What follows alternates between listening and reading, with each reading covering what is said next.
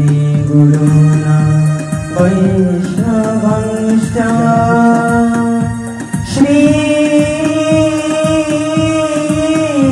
श्रीरूपं सागरो जातं सहगनो रघुनाथान्वितं त्वं सदेवं साद्वैतं सावधूतं परिजना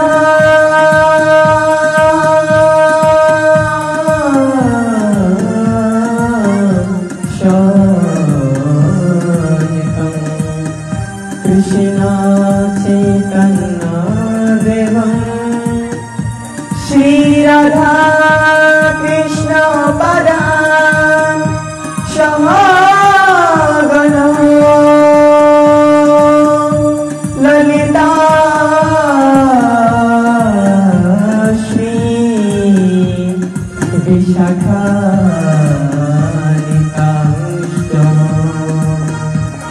श्रीकृष्ण गोविन्द हरे मुरारी हे नाथ नारायण वासुदेव श्रीकृष्ण गोविन्द हरे मुरारी हे नाथ नारायण वासुदेव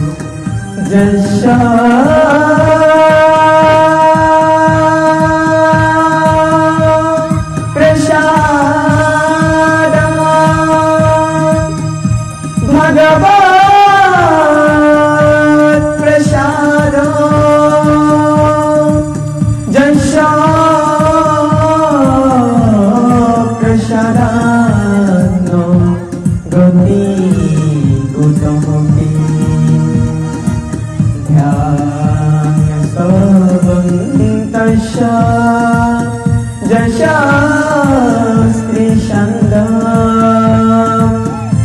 वंदे गुणा श्री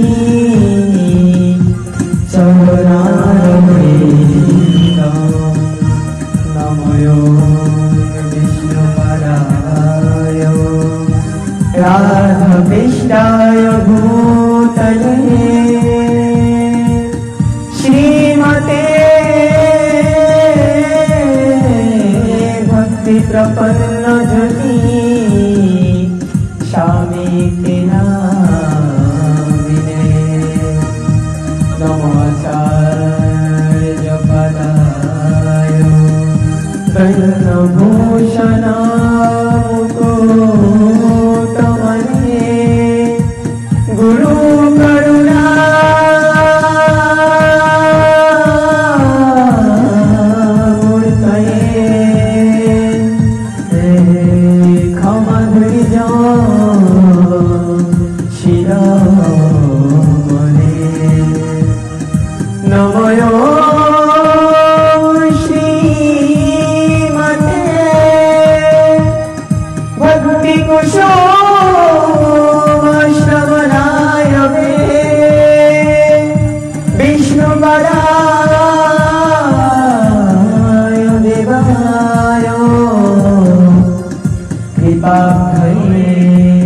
नमो नमः श्री गौर करुणामूर्ति कृपा पूर्ण कलेवरं श्री भक्ति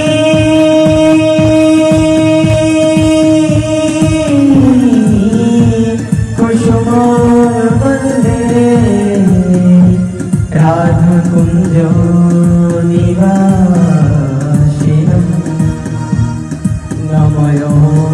विष्णुपदाय कृष्णप्रेष्ठाय भूतले श्रीमते भक्तिसिद्धान्त सरस्वती नामिने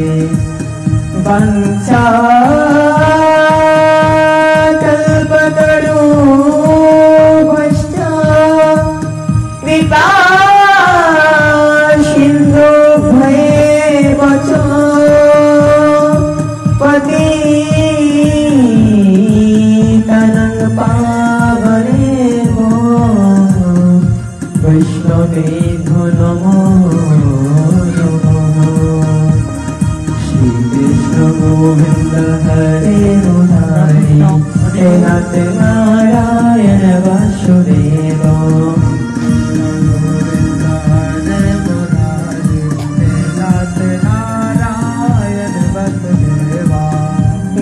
शान्तानन्द नमस्तभं प्रेमानन्द प्रदायिने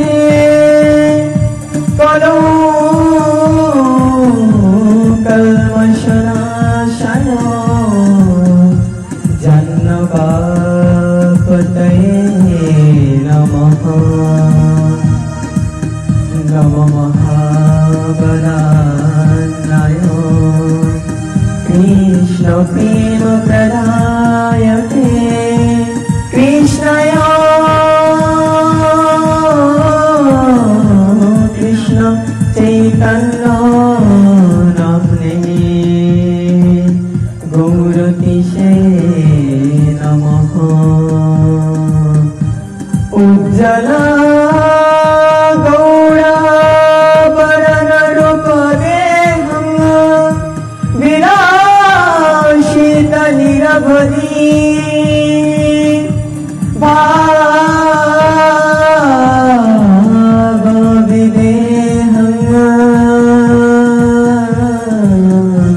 त्रिभुवन पावना कृपयालेश तं प्रणमामि च श्रीशचितनयम्। हे कृष्ण करुणा सिन्धो दीनबन्धो जगत्पते गोपेश गोपिकान्त राधाकान्त नमोस्तुते। तप्त काञ्चन गौराङ्गी राधे वृन्दावनेश्वरी वृषभानो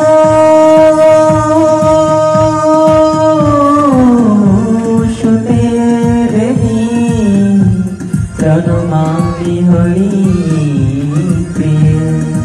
ॐ वृन्दावनी तुलसी देव्यै प्रियायै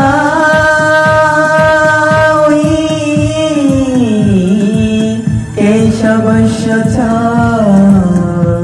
कृष्ण भक्ति प्रदे देवी सत्त्ववत्यै नमो नमः।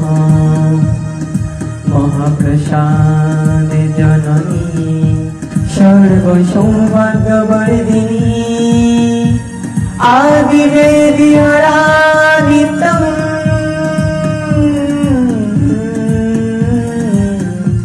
तुलसीतं नमोस्तुते। नारायणं नमस्कृतं नरं चैव नरोत्तमं देवीं सरस्वतीं व्यासं ततो जयमुदीरये। जय श्री कृष्ण चैतन्य प्रभु नित्यानंद श्री अद्वैत गदाधर श्रीवासदि गौर भक्तवृंद। हरे कृष्णा कृष्ण कृष्ण हरे हरे हरे राम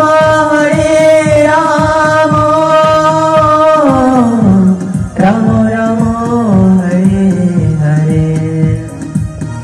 हरे कृष्ण कृष्ण कृष्ण हरे हरे हरे राम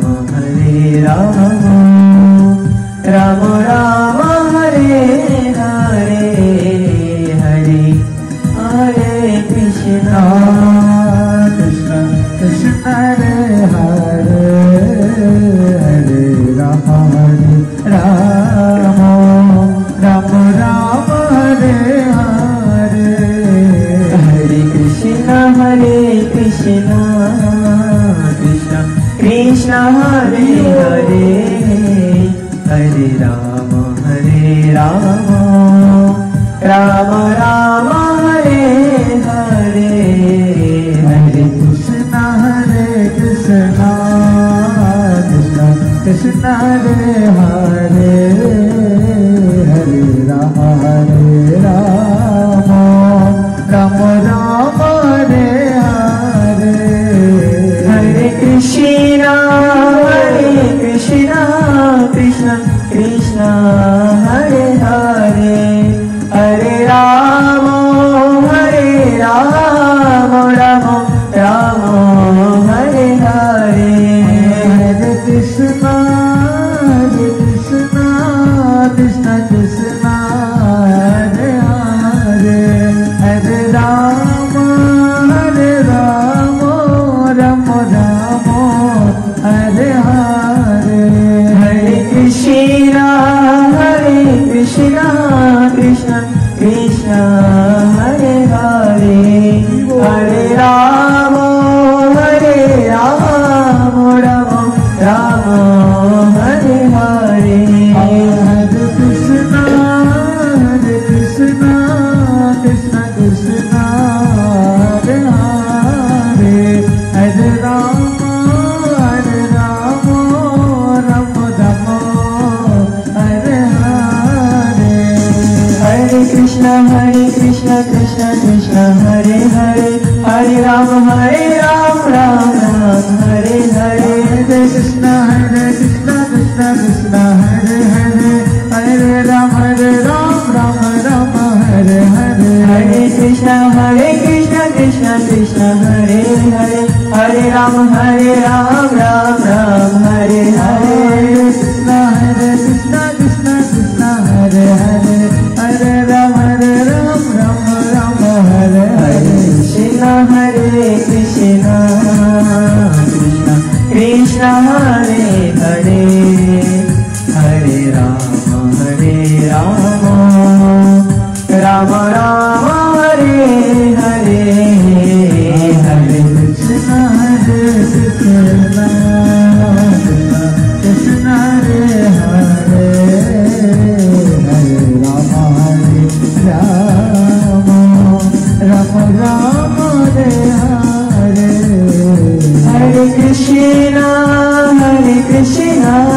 कृष्ण कृष्ण हरे हरे हरे राम राम राम हरे हरे हरे कृष्ण कृष्ण कृष्ण हरे हरे हरे राम हरे राम राम हरे हरे निताई गौर हरि बोल हरि बोल हरि बोल साई गौर हरि बोल हरि बोल हरि बोल हरि बोल गौर हरि बोल निताई गौर हरि बोल हरि बोल हरि बोल हरि बोल साई गौर हरि बोल हरि बोल हरि बोल हरि बोल।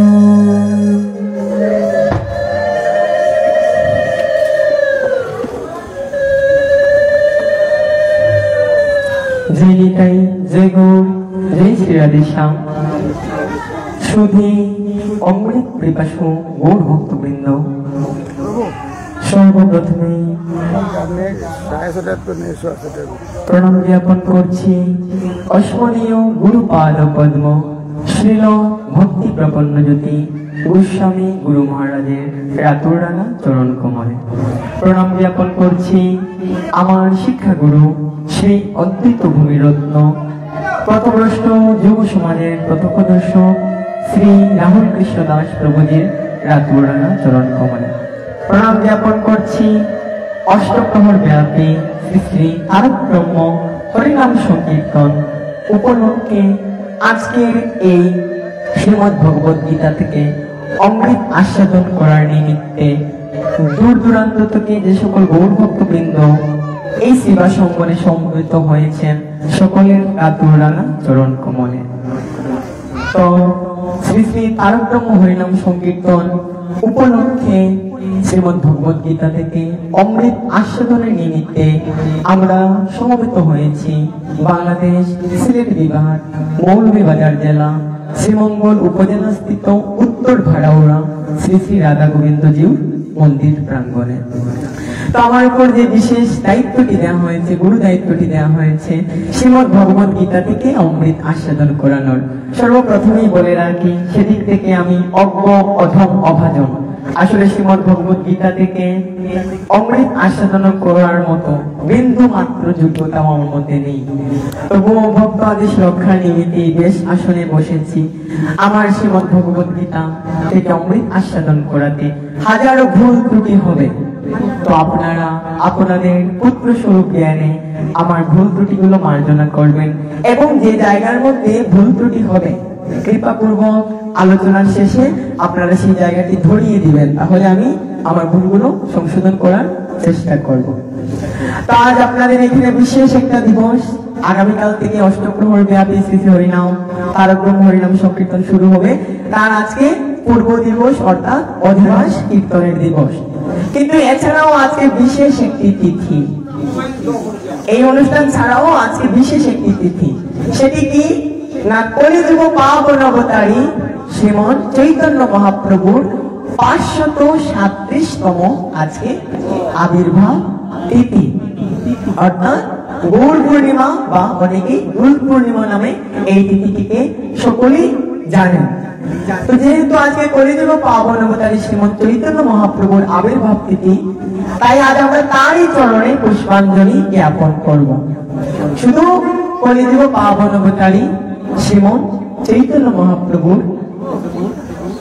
জীবনী এবং তার আদর্শ সম্পর্কে আজ আমরা এই আলোচনায় শ্রবণ করব। ইকোটা একটু কমিয়ে দিন, রিপিট হচ্ছে। তো কলিযুগ পাবন অবতারী শ্রীমন চৈতন্য মহাপ্রভু এই কলিযুগের জন্য কোন গ্রন্থ রচনা করে যাননি। যেমন আমরা দেখতে পাই শ্রীমদ্ ভগবত গীতা, এটি হচ্ছে পরমেশ্বর ভগবান শ্রীকৃষ্ণের মুখ নিঃসৃত বাণী, যার মধ্যে 700টি শ্লোক রয়েছে।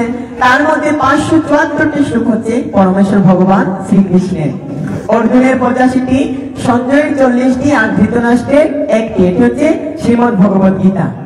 এখানে আমরা দেখতে পাই শ্রী ভগবান উবাচ। কিন্তু কলিযুগ পাবন অবতারী শ্রীমন্ত চৈতন্য মহাপ্রভু কোন গ্রন্থ রচনা করে যাননি। তিনি কোন গ্রন্থ রচনা করে যাননি। তাহলে তিনি কি রেখে গিয়েছেন? এই কলিযুগের জন্য তিনি মাত্র 8টি শ্লোক রেখে গিয়েছেন, যেটাকে আমরা সবাই শিক্ষাষ্টকম বলে জেনে থাকি। এটি হচ্ছে স্বয়ং ভগবান কলিযুগ পাবন অবতারী শ্রীমন্ত চৈতন্য মহাপ্রভুর মুখ নিঃসৃত 8টি শ্লোক। তার মধ্যে প্রথম শ্লোক থেকে আজকে আমরা এই কৃষ্ণ কথামৃত আস্বাদন করার চেষ্টা করব। কলিযুগ পাবন অবতারী শ্রীমন্ত চৈতন্য মহাপ্রভু শিক্ষাষ্টকমের প্রথম শ্লোকে বলছেন, চেত দর্পণার্জনম ভব মহাদগ্নি নির্বাপনম শ্রেয় কৈরবা চন্দ্রিকা বিতরানং বিদ্যাবধূ জীবনম আনন্দম বুদ্ধিবর্ধনম प्रतिपदं पूर्णामृतास्वादनं सर्वात्मस्नपनं परं विजयते শ্রীকৃষ্ণ সংকীর্তনম। কত সুন্দর ভাবে বলছেন, চেত দর্পণ মার্জনম ভব মহাদগ্নি নির্বাপনম শ্রেয় কৈরব চন্দ্রিকা বিতরণম বিদ্যাবধূ জীবনম আনন্দাম বুদ্ধিবর্ধনম প্রতিপদং পূর্ণামৃতাস্বাদনম সর্বাত্মস্নপনম পরম বিজয়তে শ্রীকৃষ্ণ সংকীর্তনম। চেতদর্পণ মার্জনম, চিত্তরূপ দর্পণটাকে মার্জন করার কথা বলছেন। দর্পণ বলতে কি বুঝি? না সবার গৃহেই একটি করে আয়না থাকে। ঘুম থেকে উঠেই আমরা মুখ দর্শন করার জন্য, আমাদের প্রতিবিম্ব দর্শন করার জন্য আমরা আয়নার কাছে যাই। আয়নাকে সংস্কৃত ভাষায় বলা হয় দর্পণ।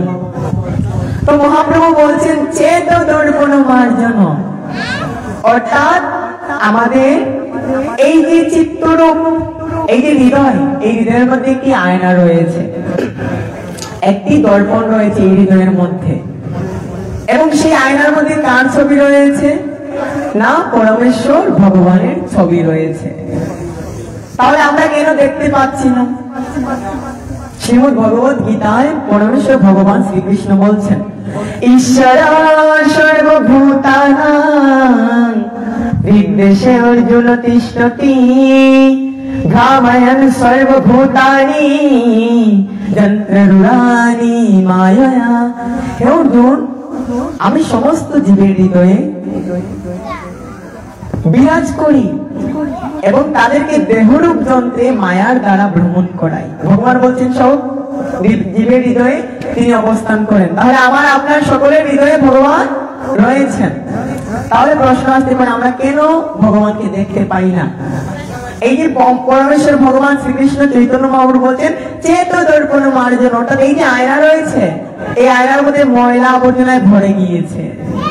আপনার গৃহের মধ্যে যে আয়নাটি রয়েছে, আপনি যদি কয়েকদিন সেই আয়নাটি ব্যবহার না করেন, ভালো করে ঝাড় মোছা না করেন, তাহলে সেই আয়নার মধ্যে ধূলিকণা পড়ে যাবে। এক সময় আপনার প্রতিবিম্ব আপনি দর্শন করতে পারবেন না।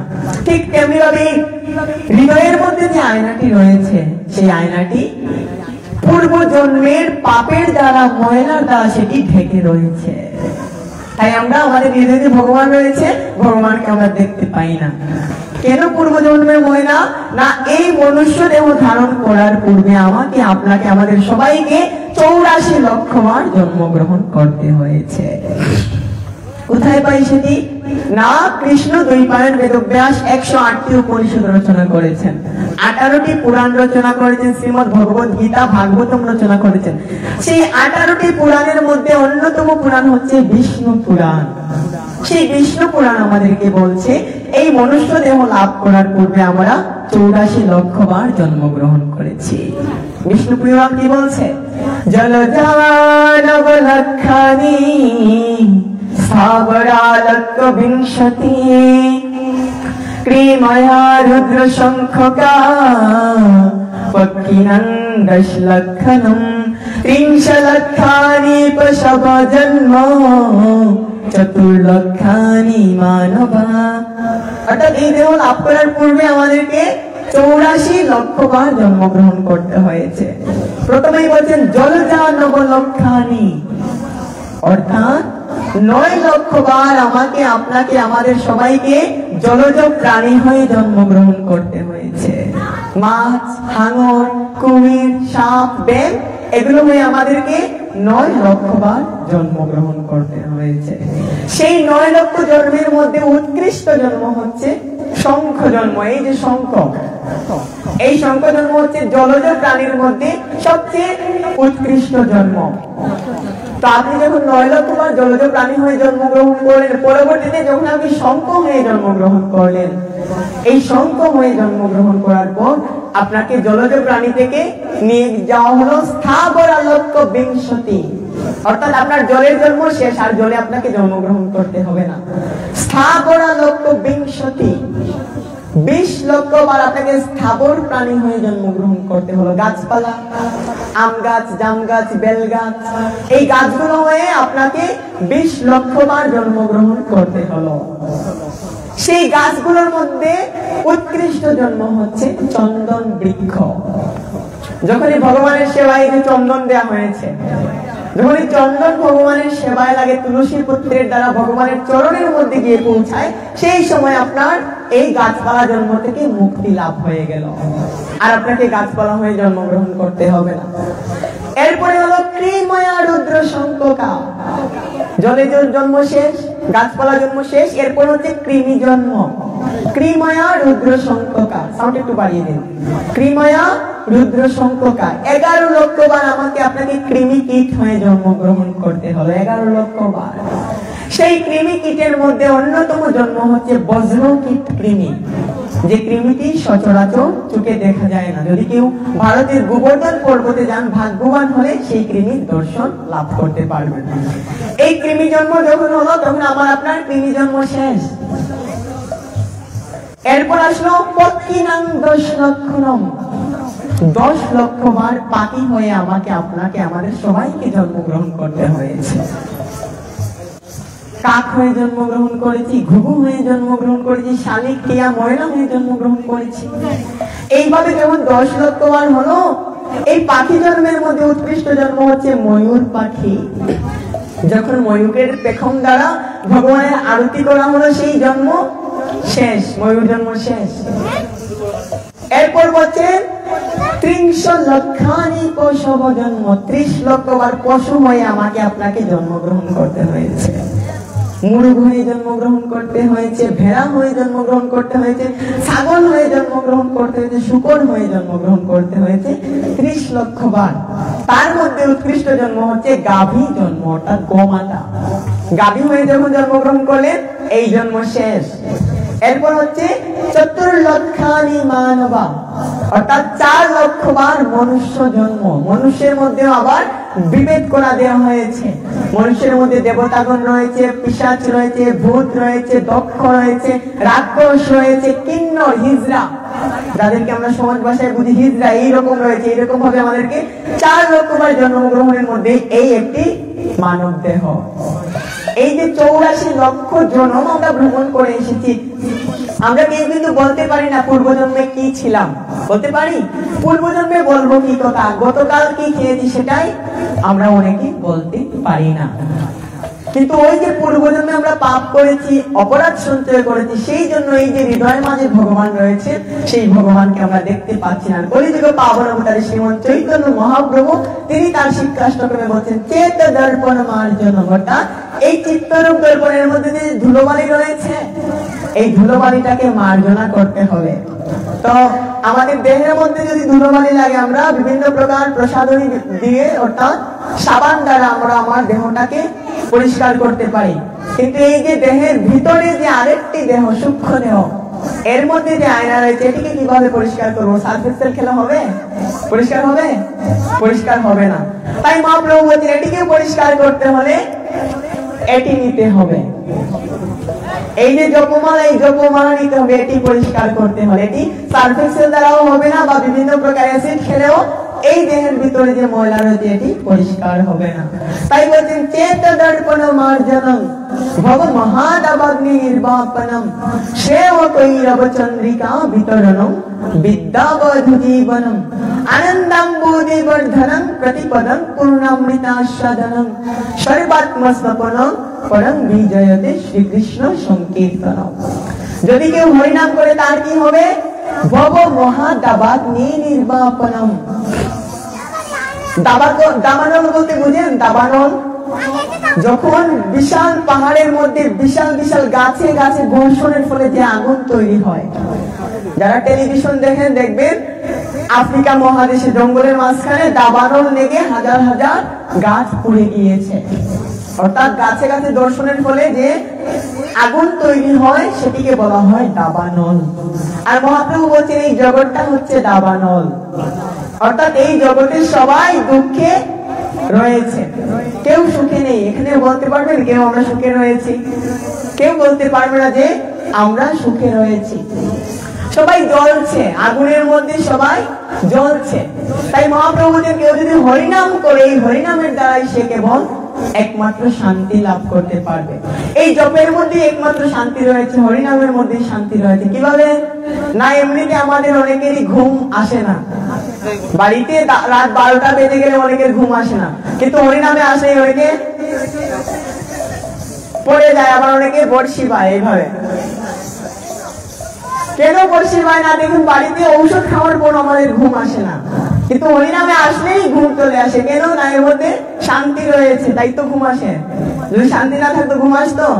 বাড়িতে তো অশান্তি, ঘুম থেকে উঠে এই করবো সেই করবো অমুক করবো তমুক করবো, সেই জন্য কত চিন্তা নিয়ে থাকি, তাই ঘুম আসে না। কিন্তু হরিনামে আসলেই আমরা ঘুমিয়ে পড়ি। তাই এই হরিনামের মধ্যে একমাত্র আনন্দ রয়েছে। কলিযুগ পাবন অবতারী শ্রীমন্ত চৈতন্য মহাপ্রভুদের এই হরিনাম যদি কেউ করে, তাহলে তার এই সংসার রূপ ভববন্ধন থেকে সে মুক্ত হয়ে চলে যেতে পারবে।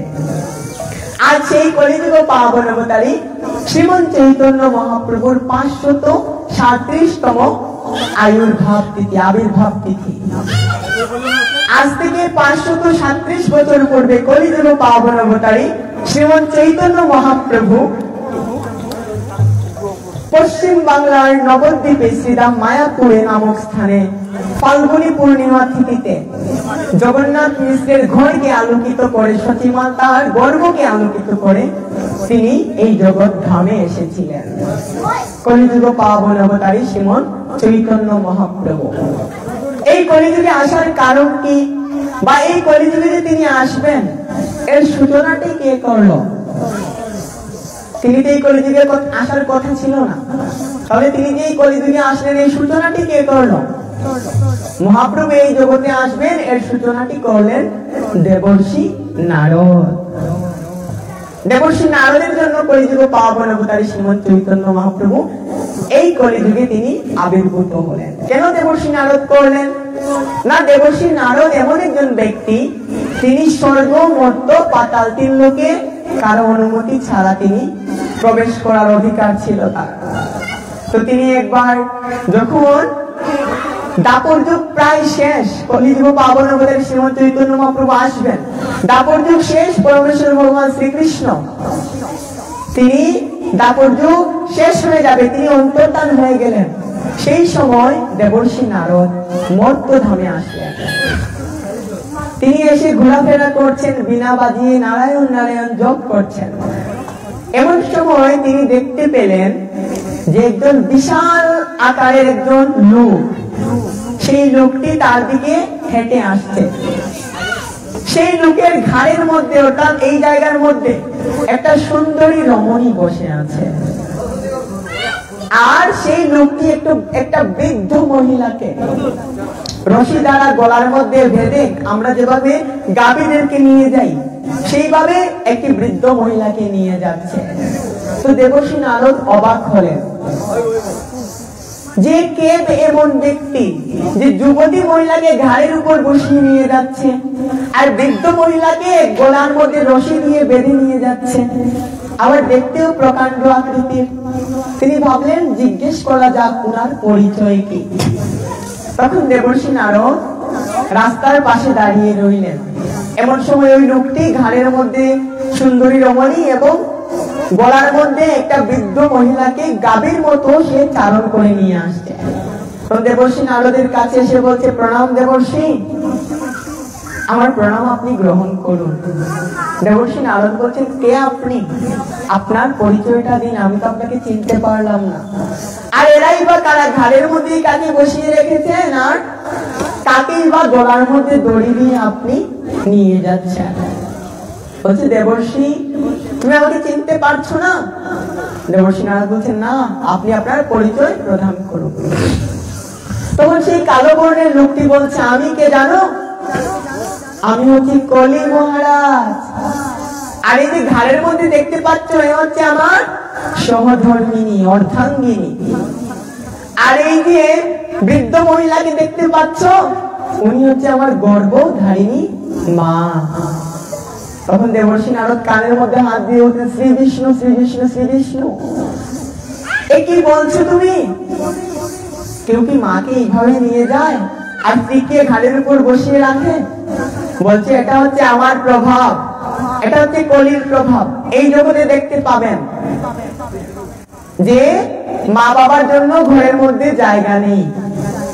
জায়গা রয়েছে, বিশাল বড় ফ্ল্যাট, 10 তলা বিল্ডিং রয়েছে, কিন্তু মা বাবা বৃদ্ধাশ্রমে। কলিযুগ প্রসঙ্গে ভাগবতমে বলা হলো কলিযুগের মানুষেরা কিরকম হবে।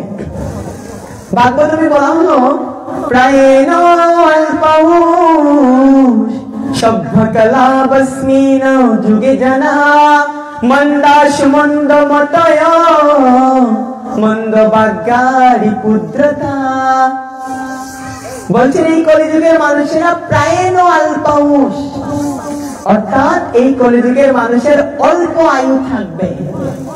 প্রথমে এই কলিযুগের মানুষের অল্প আয়ু থাকবে। দেখবেন এই কলিযুগে যারা যারা রয়েছেন সবারই অল্প আয়ু। আমরা যদি 3 যুগ পিছিয়ে যাই, আমরা যদি সত্য যুগে যাই, সত্য, ত্রেতা, দাপর, এরপর হচ্ছে কলি। আমরা যদি 3 যুগ পিছিয়ে যাই তাহলে সত্য যুগের মানুষেরা কত বছর বেঁচে থাকতো?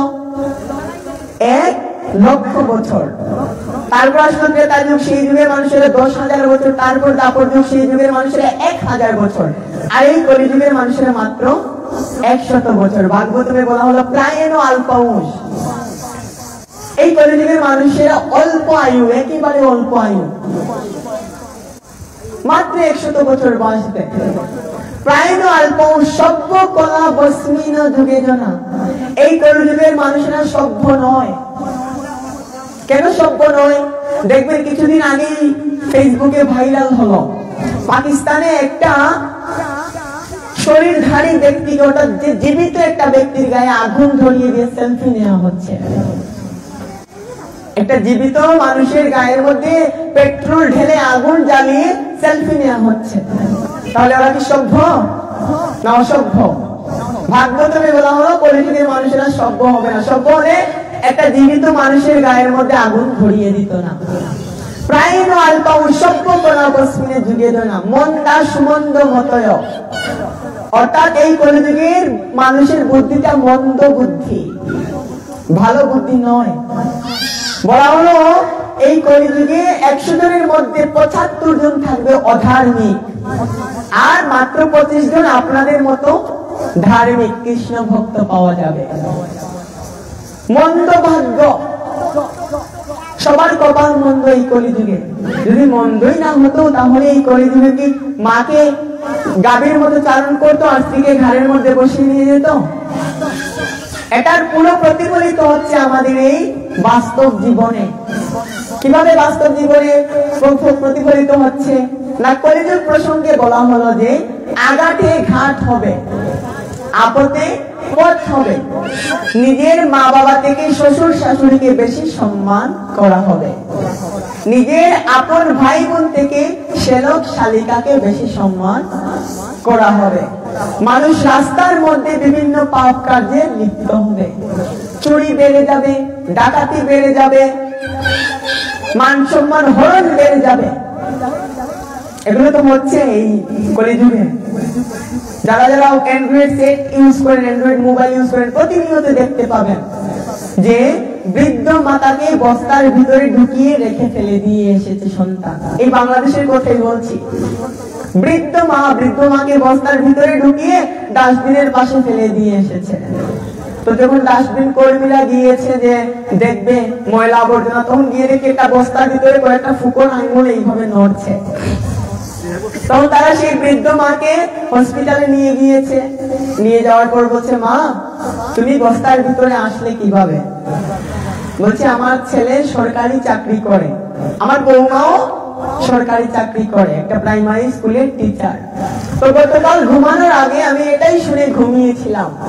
আমার বৌমা আমার পুত্রকে বলছে যে তোমার মায়ের একটা ব্যবস্থা করো, না হলে তল্পা গুটিয়ে আমি বাবার বাড়ি চলে যাব। এটা শুনে ঘুমিয়েছিলাম, আর ঘুম ভাঙলো এই হসপিটালে এসে। তাহলে বুঝতেই পারছেন রাতে কি হয়েছিল। ছেলে এবং ছেলের বউ মিলে ভালো করে মাকে বস্তার ভিতরে ঢুকিয়ে ভালো করে বেঁধে ডাস্টবিনে ফেলে এসেছে। তাহলে এটা কলিযুগ প্রসঙ্গে তো পাওয়া যাচ্ছে, যেটা ভাগবতমে আজ থেকে 5000 বছর পূর্বে লেখা হয়েছে। আজ থেকে 5000 বছর পূর্বে ভাগবতমের মধ্যে তত্ত্বটি লিখে রাখা হয়েছে যে কলিযুগের মানুষের এইরকম হবে। তা আপনাদের কাছে প্রশ্ন, যে বৌমা বললো শাশুড়ি মাকে একটা ব্যবস্থা করার জন্য বৃদ্ধাশ্রমে দিয়ে আসো বা বস্তার ভিতরে রেখে আসো, সেই বৌমা কি সারা জীবন বৌমাই থাকবে না একসময় শাশুড়ি হবে? সেই বৌমা সবসময় বৌমা থাকবে না, তাকেও একসময় শাশুড়ি হতে হবে। আর যেমন কর্ম করবে তেমন ফল তোমাকে এই জগতে ভোগ করে যেতে হবে। এই জগতে তো ভোগ করে পরের জন্মটা পরে, নরকে তো নিশ্চয়ই যাবে, এটার বিচার হবে পরে, কিন্তু এই জগতে থাকাকালীন অবস্থায় তোমাকে সেই রকম ভোগ করে যেতে হবে। তুমি তোমার শাশুড়িকে পাঠিয়েছো, তোমার বৌমা তোমাকে পাঠিয়ে দেবে। আর আমরা যারা সন্তানেরা রয়েছি, বিভিন্ন সন্তান দেখা যায়, একটি মায়ের 5টি ছেলে। যখন ছোট ছিল বাচ্চারা, 5টি ছেলে যখন ছোট ছিল তখন বলতো আমার মা আমার মা আমার মা, 5 জন ধরে রাখতো আমার মা। আর যখন একটু বড় হয়ে গেল, বিয়ে করলো, এরপর একজন বলে আমার মা না তোর মা, আরেকজন বলে তোর মা না এর মা, আরেকজন বলে এর মা না আরে এর মা। তাহলে আমরা কি না, আমরা যিনি আমাদেরকে জন্মগ্রহণ করালো, এত কষ্ট ভোগ করলো, শাস্ত্র মাকে কোথায় রেখেছে? শাস্ত্র বলছে জননী জন্মভূমিষ্ঠ স্বর্গাদপি গরীয়সী। বলছে জননী জন্মভূমিষ্ঠ স্বর্গাদপি গরীয়সী, অর্থাৎ মা স্বর্গের চেয়েও উপরে। আর পিতাকে কি বলা হলো? পিতা স্বর্গ পিতা ধর্ম পিতা হি পরম তপ পিতরি প্রীতিমাপন্নে প্রিয়ন্তে সর্বদেবতা। বলছে পিতা স্বর্গ আর মাকে বলছে স্বর্গের চেয়েও বড়।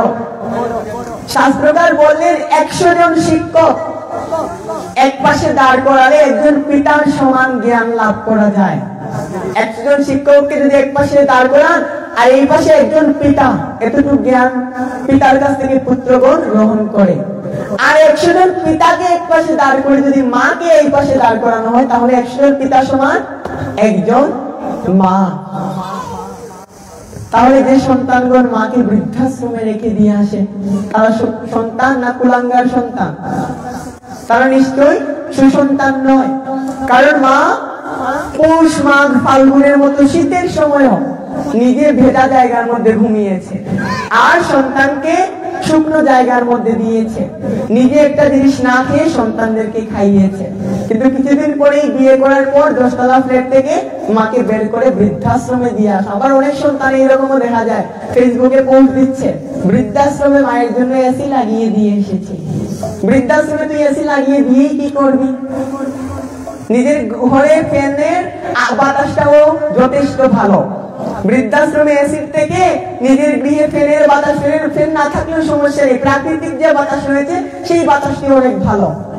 পোস্ট দিতে ফেসবুকে যে বৃদ্ধাশ্রমে মায়ের জন্য এসি লাগিয়ে দিয়ে এসেছে। কি কাজটাই না তুমি করেছ! যে মারা তোমাকে খাইয়ে দাইয়ে বড় করলো, সেই মাকে বৃদ্ধাশ্রমে পাঠিয়ে দিয়েছো। এই জিনিসটাই দেবর্ষী নারদ দেখতে পাচ্ছেন, যে কলি মহারাজ তার স্ত্রীকে ঘাড়ে বসিয়েছে আর তার মাকে গাভীর মতো সে চারণ করে নিয়ে যাচ্ছে। তখন দেবর্ষী নারদ এই দৃশ্য দর্শন করে অঝোর ধারায় ক্রন্দন করতে শুরু করলেন। যারা বৃন্দাবনে গিয়েছেন তারা তো শুধু 2টো কুণ্ডর নামই জানেন, শ্যামকুণ্ড আর রাধাকুণ্ড। কিন্তু বৃন্দাবন 84 মণ্ডল, ব্রজমণ্ডলে 1000টি কুণ্ড রয়েছে। 1000টি কুণ্ড রয়েছে, তার মধ্যে ললিতা কুণ্ড, বিশাখা কুণ্ড, ব্রহ্মকুণ্ড, নারদ কুণ্ড, ইন্দ্রকুণ্ড। এই যে নারদ কুণ্ড, এই নারদ কুণ্ডের আবির্ভাব কিভাবে হলো? এই দেবর্ষী নারদ যখন দেখলেন যে কলিহত জীবেরাও এইরকমই কার্য করবে, কারণ প্রথমেই বলেছিলাম ভাগবত বলছে কলিযুগের মানুষেরা প্রায় না অল্প আয়ু, মন্দগতি মন্দবুদ্ধি, বিভিন্ন রোগ ব্যাধির দ্বারা তারা আক্রান্ত। তাই তিনি দেখলেন যে 75 মানুষই তো পাপ কাজে লিপ্ত থাকবে। পরমেশ্বর ভগবান যদি অস্ত্র ধারণ করেন তাহলে তো 75 জনকেই বধ করে ফেলবেন, মাত্র 25 জনকে তিনি রক্ষা করতে পারবেন। তাই দেবর্ষী নারদ অঝোর ধারায় ক্রন্দন করতে শুরু করলেন, হে পতিত পাবন জনার্দন, এই কলিহত জীবেরা কিভাবে উদ্ধার লাভ করবে? যদি এই সত্য সনাতন প্রভু তুমি যদি আবির্ভূত না হও, তাহলে এই কলিযুগের মানুষেরা কখনোই উদ্ধার লাভ করতে পারবে না। দেবর্ষী নারদ অঝোর ধারায় ক্রন্দন শুরু করতে লাগলেন, আর তার ক্রন্দনের ফলেই এই ব্রজমণ্ডলের মধ্যে নারদ কুণ্ড হয়ে গেল। তার চোখের জলের দ্বারা একটা পুকুরের মতো হয়ে গেল, কুণ্ড হয়ে গেল। এই হলো নারদ কুণ্ডের আবির্ভাব। তো দেবর্ষী নারদের ক্রন্দন শুনে পরমেশ্বর ভগবান দেবর্ষী নারদের কাছে আসলেন। আসার পর দেবর্ষী নারদকে বলছেন, কি নারদ, তুমি এই অসময়ে আমাকে ডাকছো কেন? তখন দেবর্ষি নারদ বলছেন, প্রভু কলিহত জীবেরা তো দুরাচারী, পাপে তাপে ক্লেষ্ট প্রাণ। তুমি যদি এই কলিযুগে অবতীর্ণ না হও, তাহলে তো এই জীবেরা কোনোভাবেই উদ্ধার লাভ করতে পারবে না। এই কলিহত জীবেরা তো দোষের আকর, এরা কোনোভাবেই উদ্ধার লাভ করতে পারে না। প্রভু তুমি এই জগতে তুমি অবতীর্ণ হও।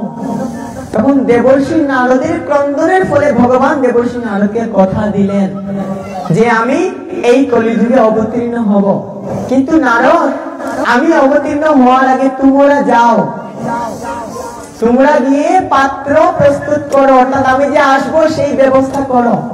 যখন প্রধানমন্ত্রী আমাদের মনে করুন এই শ্রীমঙ্গলে আসবেন, প্রধানমন্ত্রী কি একা চলে আসবেন? প্রধানমন্ত্রী আসার আগে তার বিভিন্ন অফিসাররা আসবে, প্রটোকল অফিসার, বিভিন্ন আইনি অফিসাররা আসবে, সে দেখবে যে পরিবেশটা ঠিক রয়েছে কিনা। বোম ব্লাস্ট হতে পারে, তাকে মারার জন্য বিভিন্ন প্রকার প্রক্রিয়া চালু থাকতে পারে। তাই তিনি আসার আগে 15 দিন আগে থেকেই সবকিছু দেখে শুনে রাখা হবে, সিসিটিভি ক্যামেরা বসানো হবে। ঠিক তেমনি ভাবে কলিযুগ পাবন অবতারী শ্রীমন্ত চৈতন্য মহাপ্রভু আসার আগে তিনি দেবর্ষি নারদ এই কলিযুগে কি হয়ে আসলেন না, শ্রীবাস পণ্ডিত হয়ে আসলেন, ব্রহ্মা হরিদাস হয়ে আসলেন, সদাশিব এবং মহাবিষ্ণুর অবতার হিসেবে অদ্বৈত আচার্য প্রভু আসলেন।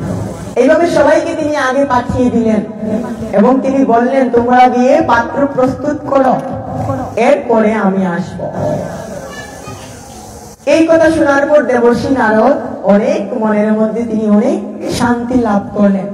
এইভাবে বেশ কিছুদিন চলে গেল। চলে যাওয়ার পর দেবর্ষি নারদ এর মনে একবার অহংকার বোধ চলে আসলো। অহংকার বোধ কেন না, এই ত্রিজগতের মধ্যে আমি সদা সর্বদা মুখে শ্রীহরির নাম কীর্তন করি। সবসময় দেবর্ষি নারদের মুখে নারায়ণ নারায়ণ, সবসময় তিনি সদা সর্বদা নারায়ণ নাম জপ করেন। তো তার মনে অহংকার চলে আসলো, আমার মতো ভক্ত আর এই ত্রিজগতে ভগবানের আর কেহ নেই।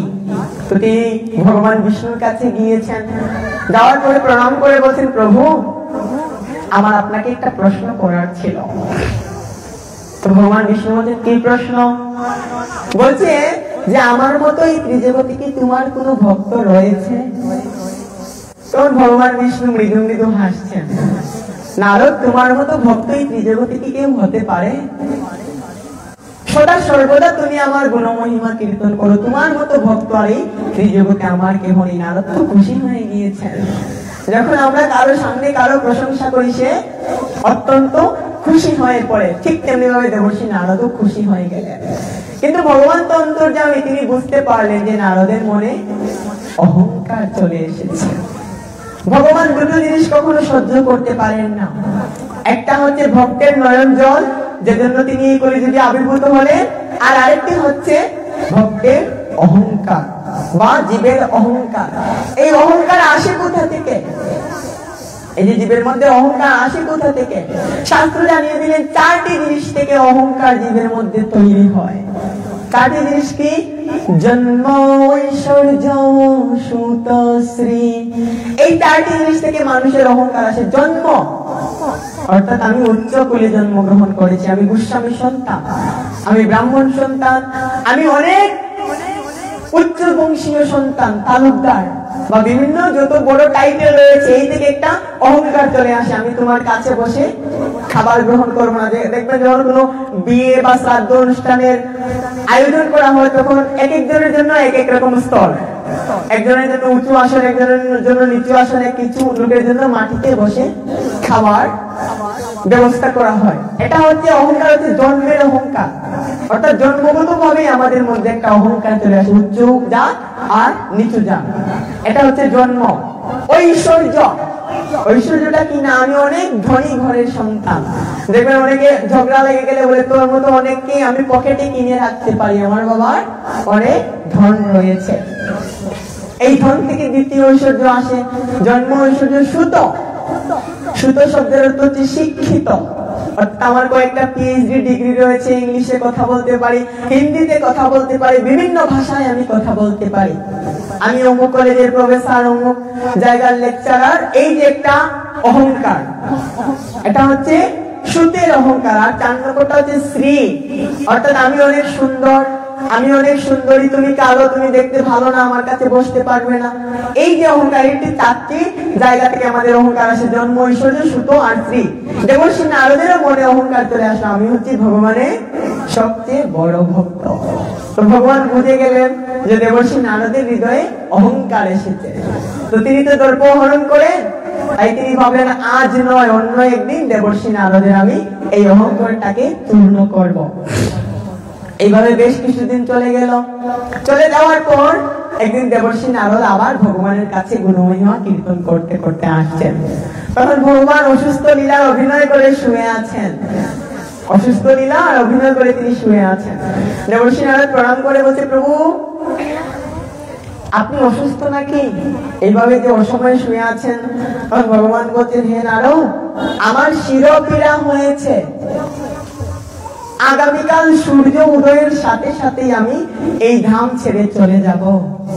তখন তো দেবর্ষি নারদ ক্রন্দন করতে শুরু করে দিয়েছে, কি বলছো প্রভু, তুমি যদি এই জগৎ থেকে চলে যাও তাহলে আমরা এই জগতে থাকবো কিভাবে?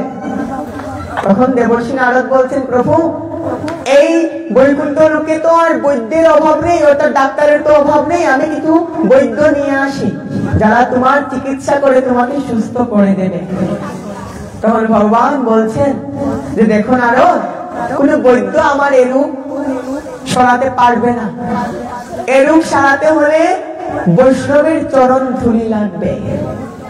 তুমি যদি শুদ্ধ কৃষ্ণ ভক্তের চরণ ধুলি আমাকে এনে দিতে পারো, সেটি যদি আমি শিরের মধ্যে ধারণ করি নারদ, তাহলেই কেবল এই শিরপীড়া কমে যাবে।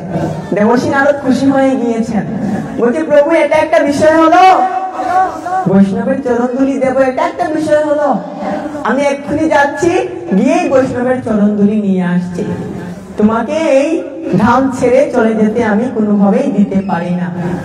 তখন দেবর্ষি নারদ প্রথমেই প্রজাপতি ব্রহ্মার কাছে গিয়েছেন, ব্রহ্মাকে প্রণাম করেছেন। প্রণাম করে ব্রহ্মা যখন বসার জন্য আসন দিয়েছেন, তখন ব্রহ্মাকে বলছেন, হে পিতা, আমাদের প্রাণ পিতা যে আর প্রাণে বাঁচবে না, কেন, কি হয়েছে?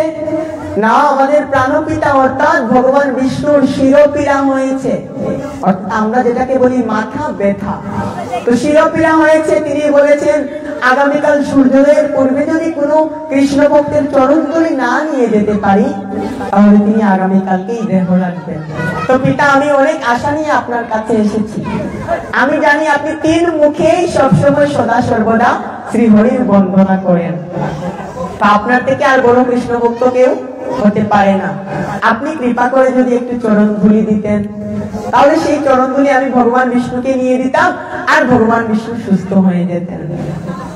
তখন দেবর্ষি নারদকে প্রজাপতি ব্রহ্মা বলছেন, ছি নারদ, ছি, কি বলছো তুমি?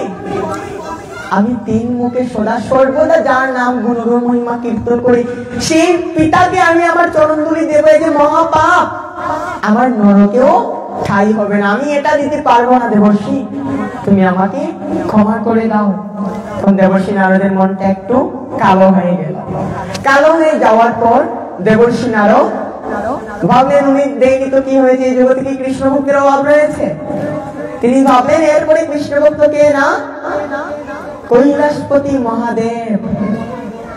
তিনি ভাবলেন যে বৈষ্ণবায়ন যথাসম্ভূত বৈষ্ণবের কুলচূড়ামণি, তাই তিনি ভাবলেন প্রজাপতি ব্রহ্মা যেহেতু দেননি, তাহলে আমি মহাদেবের কাছে গিয়ে দেখি, মহাদেব যদি দেন। তখন মহাদেবের কাছে গিয়ে মহাদেবকে প্রণাম করে বলছে, প্রভু আপনি 5 মুখে যার গুণমহিমা কীর্তন করেন, পঞ্চমুখে রাম নাম গায় ত্রিপুরারি, 5 মুখে মহাদেব ভগবান বিষ্ণুর আরাধনা করেন, 5টি মুখে। তো আপনি 5 মুখে যার গুণমহিমা কীর্তন করেন, আরাধনা করেন, সেই পিতা আর প্রাণে বাঁচবে না, তার শিরপীড়া হয়েছে। তখন কৈলাসপতি মহাদেব বলছেন, তাহলে তুমি একটি কাজ করো, কৈলাসে অনেক ভালো ভালো বৈদ্য রয়েছে, তুমি সেই বৈদ্যদেরকে নিয়ে যাও, তাহলেই তিনি সুস্থ হয়ে যাবেন।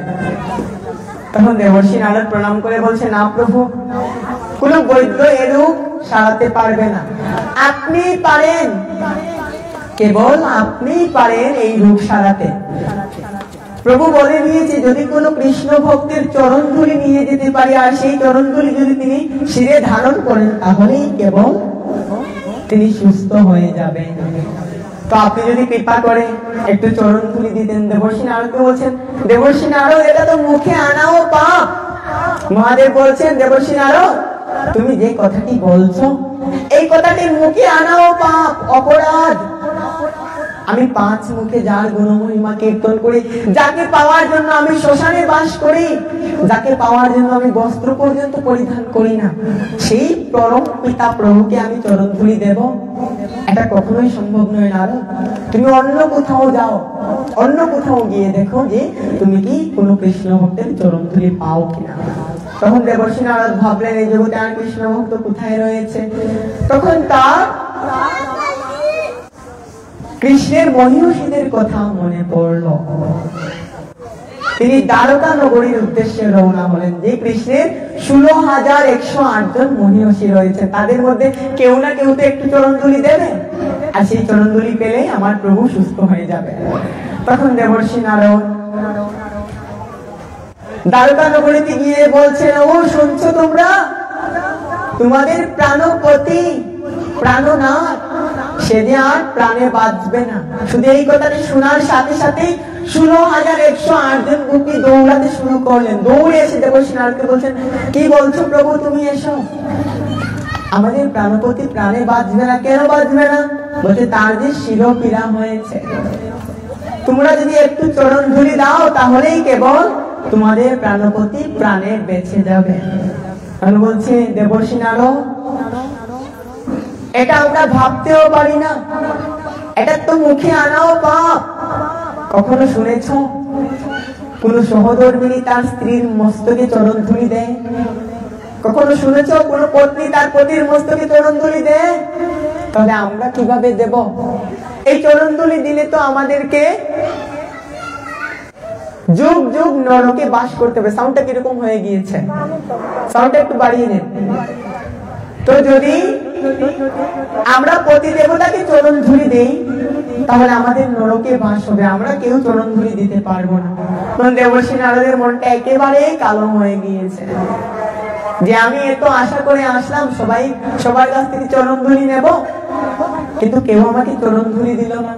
তখন তার হঠাৎ করে ব্রজবাসীদের কথা মনে পড়ে গেল, বৃন্দাবনবাসীদের কথা মনে পড়ে গেল, যে নিজের থেকেও বেশি তারা কৃষ্ণকে ভালোবাসে। তখন তিনি ব্রজধামের উদ্দেশ্যে রওনা করলেন। রওনা হয়ে তিনি ব্রজবাসীদের গিয়ে বলছেন, ওগো ব্রজবাসী গো, তোমরা শুনতে পাচ্ছ, তোমাদের ব্রজনাথ, ব্রজের কানাই, সে আর প্রাণে বাঁচবে না। কেন বাঁচবে না? না, তার শিরপীড়া হয়েছে। ব্রজবাসীগণ বলছেন, তাকে বাঁচাতে হলে কি করতে হবে? তখন দেবর্ষি নারদ বলছেন, কোন কৃষ্ণ ভক্তের চরণ ধুলি চাই, তোমরা কেউ যদি চরণ ধুলি দাও, তাহলে কেবল তিনি সুস্থ হয়ে যাবেন। তখন ব্রজবাসীগণ বলছেন, একটা বিষয় হলো, চরণ ধুলি তো দেব, 16,108 জন গোপী দেয় নাই, মহিষী দেয় নাই, কিন্তু ব্রজবাসীরা এতটাই কৃষ্ণকে ভালোবাসে, তারা সবাই এগিয়ে এসেছে। যাদের পায়ে ধুলো রয়েছে তারা তো ধুলো দিয়েছে, যাদের পায়ে ধুলো ছিল না তারা ধুলো লাগিয়ে নিয়ে এসে ধুলো দিতে শুরু করেছে। ধুলো দিতে দিতে ধুলোর একটা পাহাড় হয়ে গেল। তখন দেবর্ষি নারদকে বলছে, দেবর্ষি, তুমি এই ধুলো নিবে কিসে করে? কোনো কিছু নিয়ে এসেছো? দেবর্ষি নারদ বলছে, না, আমি তো ভেবেছিলাম হাতে করে নিয়ে যাব। বলছে, এই সব ধুলো তোমাকে নিতে হবে, এই সব ধুলো তোমাকে নিয়ে যেতে হবে। আমরা এত কষ্ট করে ধুলো দিয়েছি, আর তুমি ধুলো নিয়ে যাবে না? তোমাকে নিশ্চয়ই ধুলো নিতে হবে। কি করতে হবে? না, তোমার যে নামাবলী রয়েছে সেই নামাবলীটি পেতে দাও, আর আমরা সেই নামাবলীর মধ্যে সমস্ত ধুলো দিয়ে দিচ্ছি। তো দেবর্ষি নারদ বলছেন, এটা তো মহাপাপ, তোমরা নামের মধ্যে ধুলো দেবে? নামের মধ্যে ধুলো দিলে তো পাপ হবে। বলছে, আরে রাখো তোমার পাপ, আমাদের প্রাণপতি যদি বেঁচে থাকে, আমাদের ব্রজের নাথ যদি বেঁচে থাকে, আমাদের মহাপাপক সমস্যা নেই। তারপর বলছে তোমরা যে ধুলো দিচ্ছ, তোমরা জানো না কৃষ্ণকে ধুলো দিলে তোমাদেরকে নরকে যেতে হবে। বলছে এই দেহ মন প্রাণ যার চরণে অর্পণ করেছি, তাকে বাঁচানোর জন্য, তার প্রাণ রক্ষার জন্য না হয় আমরা যুগের পর যুগই নরকে থাকলাম, কিন্তু সে তো সুখে থাকবে। তাহলে তুমি চরণ ধুলি নিয়ে যাও। তখন দেবর্ষি নারদ এইভাবে তার নামাবলীটি পেতে দিয়েছে। আর সেই নামাবলীর মধ্যে যখনই ধুলোটা দেয়া হলো, তখনই ওইদিকে ভগবান বিষ্ণু সুস্থ হয়ে গিয়েছেন। দেবী লক্ষ্মী দেবী বলছেন, কি প্রভু তোমার না শিরোপীড়া ছিল, তুমি কিভাবে সুস্থ হয়ে গেলে? বলছে ব্রজধামে দেবর্ষি নারদের নামাবলীর মধ্যে ব্রজ বালিকাগণ ধুলো দিয়ে দিয়েছে। এখান থেকে আমাদের বিশেষ একটা শিক্ষা নেওয়া রয়েছে। কি শিক্ষা? না নাম এবং নামই অভিন্ন। শাস্ত্রে বলা হলো যেই নাম সেই কৃষ্ণ ভজ নিষ্ঠা করি, নামের সহিত আছে আপনি শ্রী হরি। অর্থাৎ নাম এবং নামই অভিন্ন। এই জায়গায় দেওয়া হয়েছে, ব্রজ নামে দেওয়া হয়েছে ধুলো নামের মধ্যে, আর ওই জায়গায় ভগবান বৈকুণ্ঠ ধামে তিনি সুস্থ হয়ে গেলেন। তখন দেবর্ষি নারদ সেই ধুলোটাকে ভালো করে মেখে মস্তকের মধ্যে নিয়ে এসেছেন বৈকুণ্ঠ ধামে। এসে বলছেন, প্রভু আমি ধুলো নিয়ে এসেছি, তুমি সুস্থ হয়ে গেলে। বলছে এই যে নামের মধ্যে ধুলো দেওয়া হয়েছে, সেই ধুলো এটা আমার মস্তকে এসে লেগে গিয়েছে, আর তাই তো আমি সুস্থ হয়ে গিয়েছি। তখন দেবর্ষি নারদ বলছে এই ধুলো তুমি মাখবে না, আমি যে ধুলো নিয়ে এসেছি। তখন দেবর্ষি নারদকে বলছে মাখবো ধুলো, নিশ্চয়ই ধুলো মাখবো, কিন্তু এখন মাখবো না। সেই ধুলোটি তুমি মর্ত্যলোকে পাঠিয়ে দাও। আমি যখন কলিতে গৌরাঙ্গ হব, তখন সেই ধুলো আমি গায়ের মধ্যে লেপন করব। সেই ধুলো যখন দেবর্ষি নারদ মর্ত্যলোকে ফেলে দিলেন, তখন সেই ধুলো থেকে নতুন একটা দ্বীপের উৎপত্তি হলো, নতুন একটা দ্বীপ হয়ে গেল সেই ধুলো থেকে, যার নাম হচ্ছে নবদ্বীপ। এই দেবর্ষি নারদ আর ব্রজ গোপিনীদের চরণ ধুলি যে ফেলে দেওয়া হলো, সেই ধুলো থেকে হলো নবদ্বীপের আবির্ভাব। আর দেবর্ষি নারদকে তিনি বললেন যখন কলিতে আমি গৌরাঙ্গ হব, তখন এই ধুলো আমি অঙ্গে লেপন করব। দেবর্ষি নারদ, এখন আমি এই ধুলো অঙ্গে লেপন করব না। তাহলে এই কলিযুগ পাবন অবতারী শ্রীমৎ চৈতন্য মহাপ্রভু এই কলিযুগে আসার সূচনাটি করেছিলেন দেবর্ষি নারদ। দেবর্ষি নারদের জন্যই কলিযুগ পাবন অবতারী এমন শ্রী চৈতন্য মহাপ্রভু এই জগতে এসেছিলেন। এরপরেই শেষ নয়, দেবর্ষি নারদের পর যার বিশেষ ভূমিকা রয়েছে, তিনি হচ্ছে শান্তিপূর্ণা অদ্বৈত আচার্য। অদ্বৈত আচার্য চোখের নয়ন জলে তিনি গঙ্গার মধ্যে তুলসী অর্পণ করলেন, তুলসী পত্র অর্পণ করে তিনি অঝোর ধারায় ক্রন্দন করলেন, হে প্রভু তুমি আসো, তুমি না আসলে এই কলিযুগের মানুষকে উদ্ধার করা সম্ভব হবে না। তাই কলিযুগ পাবন অবতারী শ্রী চৈতন্য মহাপ্রভু এই কলিযুগে অবতীর্ণ হলেন। আজ থেকে 537 বছর পূর্বে পশ্চিম বাংলার নবদ্বীপের সতী মায়ের গর্ভকে আলোকিত করে, জগন্নাথ মিশ্রের ঘরকে আলোকিত করে তিনি এই জগতে আসেন। একটি ভজনের দ্বারা আমরা কলিযুগ পাবন অবতারী শ্রীমৎ চৈতন্য মহাপ্রভুর চরণ কমলে আমরা একটি পুষ্পাঞ্জলি নিবেদন করব।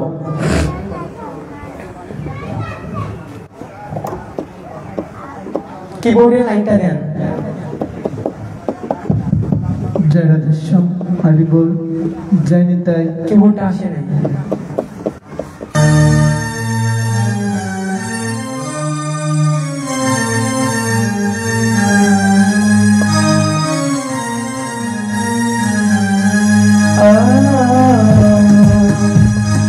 आयो कली पवन हरि बोल, सुनायो नाम हरि हरि बोल।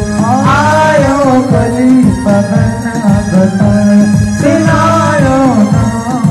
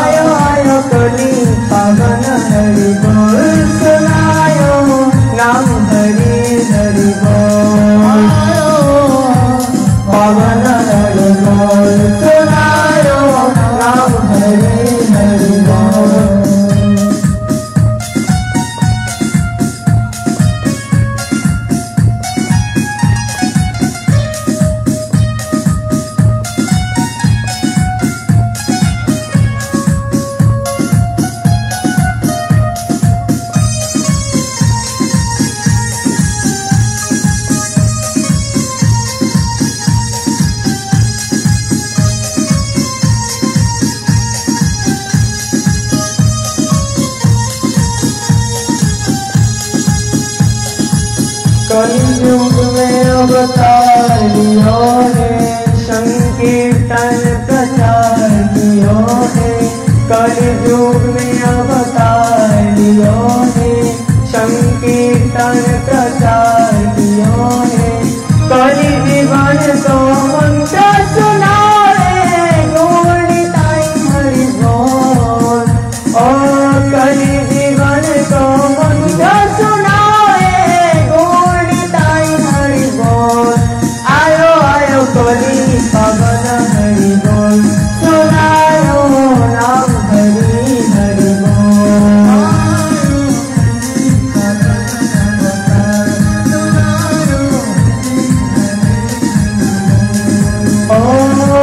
नाम हरि हरि बोल, सुनायो नाम हरि हरि बोल। नाम हरि हरि बोल, सुनायो नाम हरि हरि बोल। आयो आयो कलि पवन हरि बोल, सुनायो नाम हरि हरि बोल।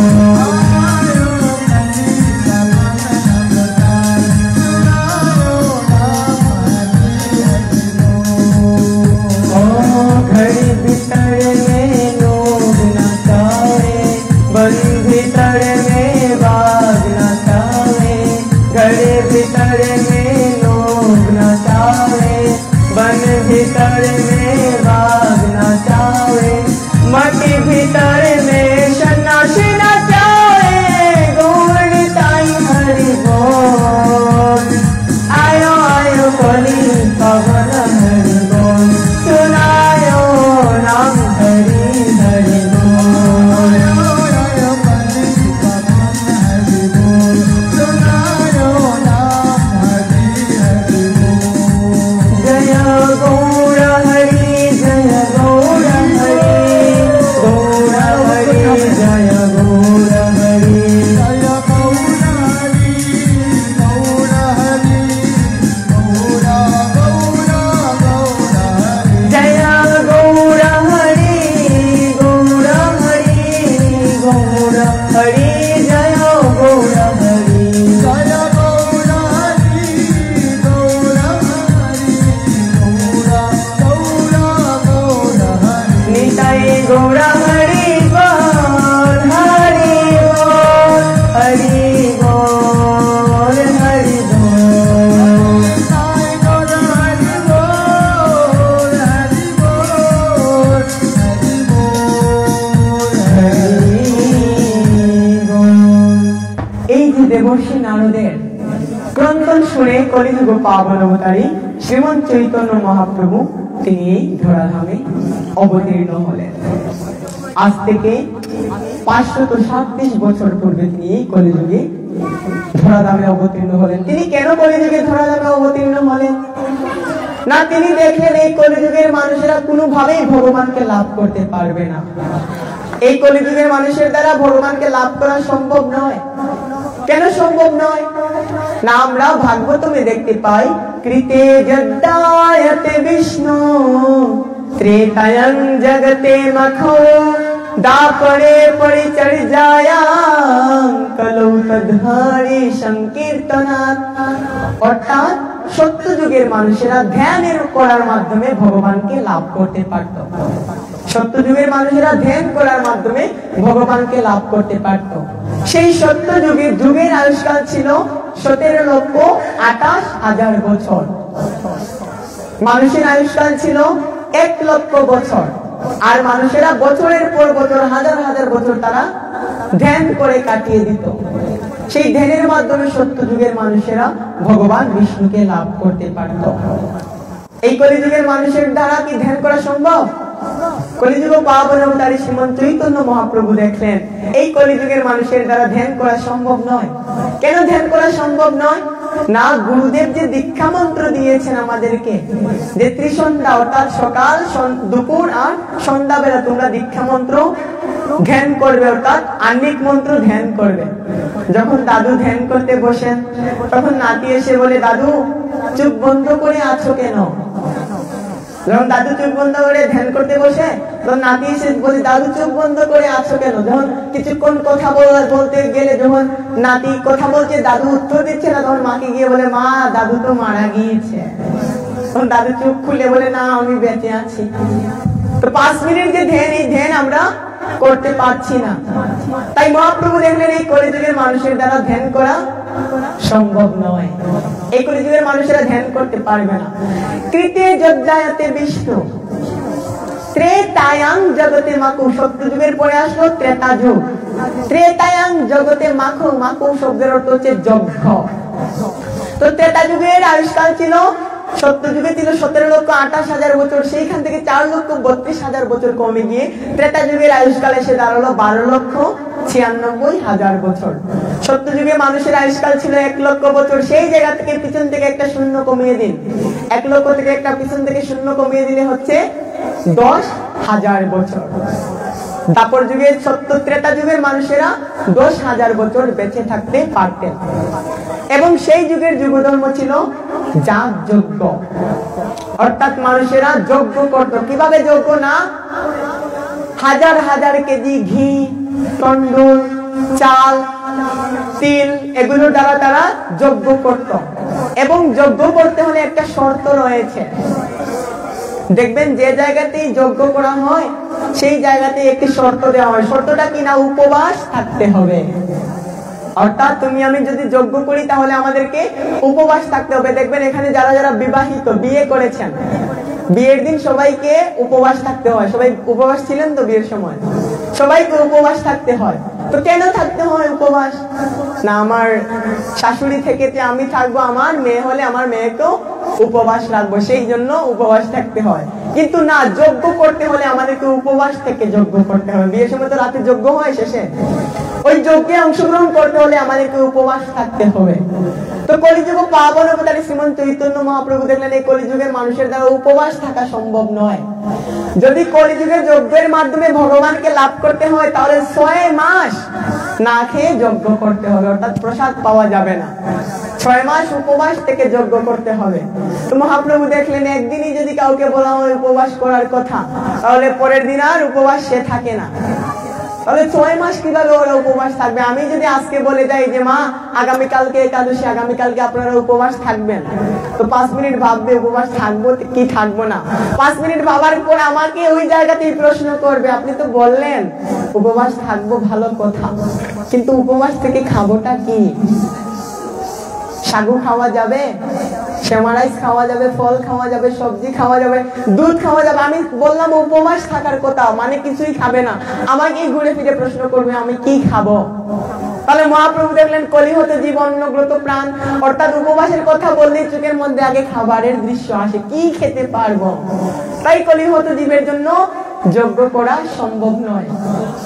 ধ্যান গেল, যজ্ঞ গেল, দাপরে পরিচর্যায়ং। এরপরে হচ্ছে দাপর যুগ। দাপরে পরিচর্যায়ং, দাপর যুগের মানুষেরা কি করতো? না দাপর যুগের আয়ুষ্কাল হচ্ছে 17,28,000 ছিল সত্য যুগে, সেখান থেকে 4,32,000 কমে গিয়ে ত্রেতা যুগে আসলো 12,96,000। আর সেই 12,96,000 থেকে আরো 4,32,000 কমে গিয়ে দাপর যুগের আয়ুষ্কাল এসে দাঁড়ালো 8,64,000 বছর। মানুষের আয়ুষ্কাল সত্য যুগে ছিল 1,00,000, ত্রেতা যুগে আসলো 10,000, আর দাপর যুগে এসে দাঁড়ালো 1,000।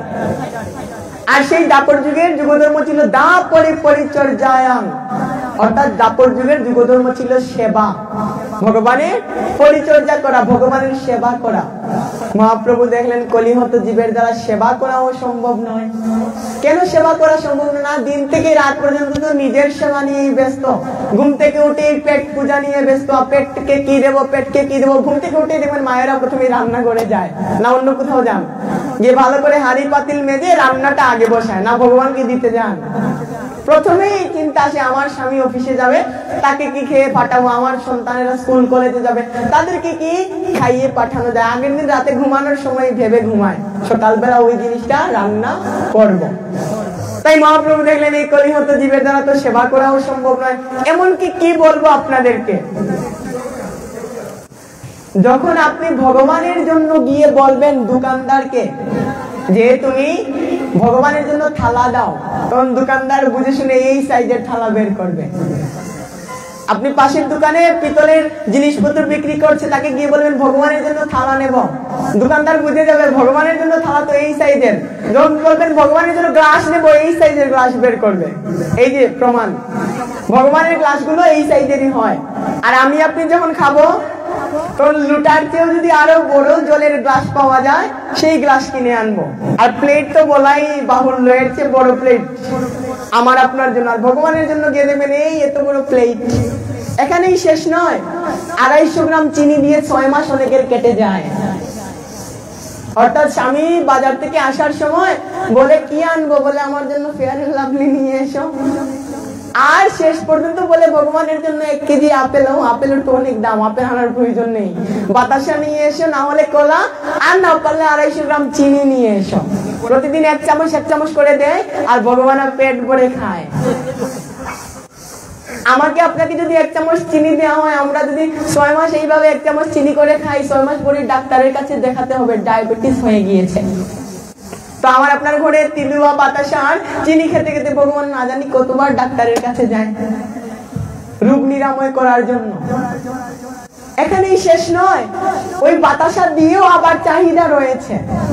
যখন ভগবানকে বাতাসা দিয়ে ভগবানকে প্রণাম করার সময়ও দেখবেন এখানেও একটা তারতম্য রয়েছে। পকেট থেকে মানি ব্যাগটা বের করবে, বের করার পর 1000 টাকার নোট রয়েছে, 500 রয়েছে, 100 রয়েছে, 50, 20, 10, 5 এর পরে রয়েছে খুচরো 2 টাকা। খুঁজে খুঁজে দেখবেন 2 টাকার নোটটা কি রয়েছে, ওই 2 টাকাটা গিয়ে ভগবানের এখানে প্রণাম দিয়ে দেবে। 2 টাকা দিয়েও শেষ নয়, 2 টাকা দেওয়ার পর আরো কত চাহিদা। বাবা আমার আজকে আমার ব্যবসা লস হয়ে গেল, আগামীকালকে যেন ব্যবসা ভালো হয়ে যায়, আমার মেয়েটার বিয়ে হচ্ছে না, আমার মেয়ের জন্য বিয়ে হয়ে যায়, আমার ছেলে চাকরি পাচ্ছে না, ভগবান তুমি যদি চাকরি দাও তোমাকে 1 কেজি বাতাসা দেব, 1 ছড়ি কলা দেবো, তো আমার ছেলে চাকরি পাইলো না, আর ভগবানের কপালে আর বাতাসা জুটলো না। তাহলে ভগবান দেখলেন যাহলে এই কলিজীবের দ্বারা সেবা করা অসম্ভব না, কারণ এরা দেয় চায় বেশি। আর ভগবান বললেন যারা চাইবে তাদেরকে ঠকতে হবে, যারা মুখে চাইবে তাদেরকে ঠকতে হবে। কিভাবে ঠকতে হবে না, এক ব্রাহ্মণ ঘুম থেকে উঠে রাজার বাড়িতে গিয়েছে। রাজা খুব ধর্মপরায়ণ, রাজার 3টি মেয়ে রয়েছে। তো সেই রাজার বাড়িতে ব্রাহ্মণ মশাইকে রাজা মশাই ঘুম থেকে উঠে দেখেছে ব্রাহ্মণ এসেছে, বা আজকে তো আমার দিনটা খুব ভালো যাবে। তো ব্রাহ্মণ মশাইকে এসে বসার জন্য একটা আসন পেতে দিয়েছে, হাত পা ধুয়ে দিয়েছে এবং ফল আহার করার জন্য দিয়েছে। এরপর রাজমশাই অন্দরমহলে গিয়ে তার 3 কন্যার সাথে কথোপকথন করছেন। কি কথোপকথন না, ব্রাহ্মণ মশাই যে আমাদের গৃহে আসলেন, যদি কেউ কারো গৃহে ব্রাহ্মণ আসে তাকে অবশ্যই দান দক্ষিণা করতে হয়। তো যেহেতু ব্রাহ্মণ মশাই আমাদের গৃহে আসলেন, ওনাকে তো কোনো কিছু দিতে হবে। তখন বড় মেয়ে বলছে বাবা আমাদের পুরো রাজত্বটাই ব্রাহ্মণ মশাইকে দিয়ে দাও। একটি সহজ সরল মেয়ে, বড় মেয়ে বলছে বাবা আমাদের পুরো রাজত্বটাই ব্রাহ্মণ মশাইকে দিয়ে দাও। তখন ব্রাহ্মণ রাজা মশাই বলছেন ঠিক আছে, তাহলে পুরো রাজত্বটাই দিয়ে দেবো। তখন মেজো মেয়ে বলছে যে লাইভটা ফিনিশ দিয়ে দাও।